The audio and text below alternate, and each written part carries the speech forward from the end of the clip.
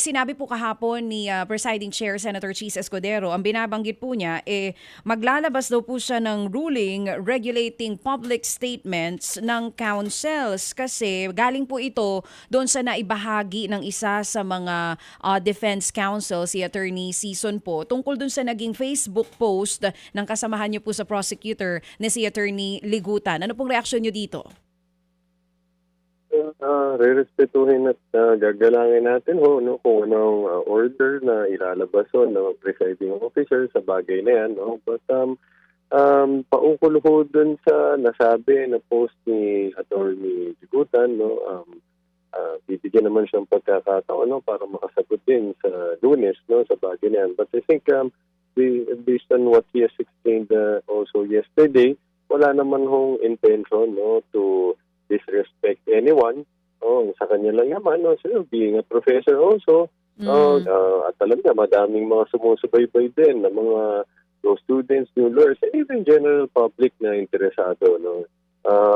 Maganda lang na to properly guide everyone. At isa pa, wala namang merits doon sa kanyang naging post. No? Wala naman mga issues doon or kahit na yung mga legal theories or position no, pinaglalabanan ng magkabilang parte. It's just a statement of fact, no? Statement kung ano ang evidentiary role regarding that, no? Yung misleading question. But siguro importante din naman natin tignan kung nasa usapin tayo ng subjudice, maganda tignan din natin unang-una yung mga naging statements ng Vice Presidente no, paumukol dito sa impeachment na to. Maalala natin, noong July, nag-issue siya ng official statement basically attacking the prosecution saying we're resorting to fabricated evidence no, and the manufactured narrative. At recently, ang naging attack naman niya ay against the impeachment proceedings na. Sabi niya, it has been marred by bending the law. So at sinasabi niya dito, mayroong mga irregularidad, no? And then even when you say bending the law, parang violations of the law no, being done in the impeachment proceedings. This is an attack against the integrity of the impeachment court itself. No? So kung meron ho sigurong mas tignan din no, ng mga akto na talagang constitute sub judice, if not even contemptuous conduct, tignan din ho natin yung naging akto ng Vice Presidente. Magandang punto po yun, Attorney Tolosa, especially never pa siya umattend sa lahat ng impeachment proceedings. Pero ano po masasabi nyo? Kasi you talked about sub judice rule na ito patungkol sa mga defense and prosecutor lawyers natin. Pero di ba naalala po natin, meron ding post na ginawa ang isa sa mga senator judges na si Senadora Pia Cayetano. Papasok din po ba kaya sila dito sa ruling na binabanggit na ilalabas ni Presiding Chair? Kasama po kaya sila dito, ang mga senator judges natin? Abangan ho natin, no? At again, respetuhin natin yung decision ng presiding officer dyan. But kung titignan lang ho natin, no, yung rules on impeachment, no, governing itong rule ho na yan, sub-judice rule, tama ho dyan, hindi lang the parties, the councils, and of course the senators also. So, of course, mumasa naman ho kami, no, yung that provision will be treated to everyone concerned fairly. Everyone concerned para tratuhin po na patas.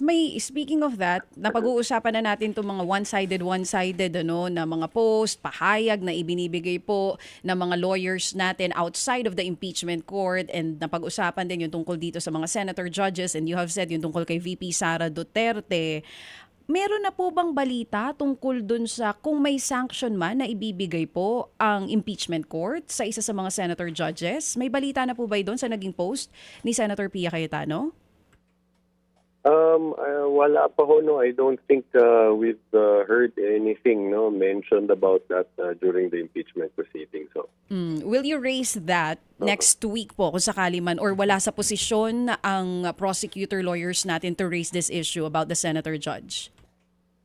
Sa ngayon ho, no, we're still deliberating the matter. Wala pa ho kaming agreement with respect to that, no, sa prosecution. But yun natin, no, kung abangan din natin yung magiging action ng presiding officer po dito, dahil alam naman din ho namin na madami din ho nag-aabang, no, kung tungkol sa So hindi pa po napag-uusapan ng prosecution kung i-raise niyo po itong concern na ito. Kung may decision man ang presiding judge tungkol po dun sa naging post. Tama ho, DJ. Oo. Attorney Tolosa, may binanggit din si Senator Escudero kahapon. Sabi niya, one side crossing line many, many times. Sino po kayang side ang pinatutungkulan niya dito? Well, abangan ho natin no, kung ano ho ang magiging kautusan niya dyan. No? But what we can say is we've been trying our best no, to make sure that we will not violate the rules na para mga statements natin, answers to media questions, papasok dun sa exemption dyan, which is in true and fair reporting. But kung meron man ho tayong naging misstep dyan, of course, we will take accountability and mas lalo ho nating pag-iingatan pa no, yung mga sagot natin para masigurado natin wala tayong violation. Pero napag-usapan nyo na rin po ba sa prosecution kung among the lawyers po ng prosecution ay ipagbabawal nyo na rin? Kung baka kayo na maglilimit sa sarili ninyo on postings ng mga nangyayari po sa trial? More of ang usapan ho, again, be more careful and mindful of the statements para masiguradong wala ho tayong paglabag na magagawa dito sa mga. Mga kapatid, patuloy po kayong tumutok sa 105.9 True FM para sa totoong balita, informasyon, music, and entertainment. Mag-subscribe sa aming YouTube channel at podcast at sundan nyo kami sa Facebook, Instagram, X at TikTok sa True Network PH. Bisitahin din po ang aming official website, truefm.ph. At panoorin din kami sa True TV Signal, Channel 19. Kami po ang 105.9 True FM. Laging true sa'yo, kapatid.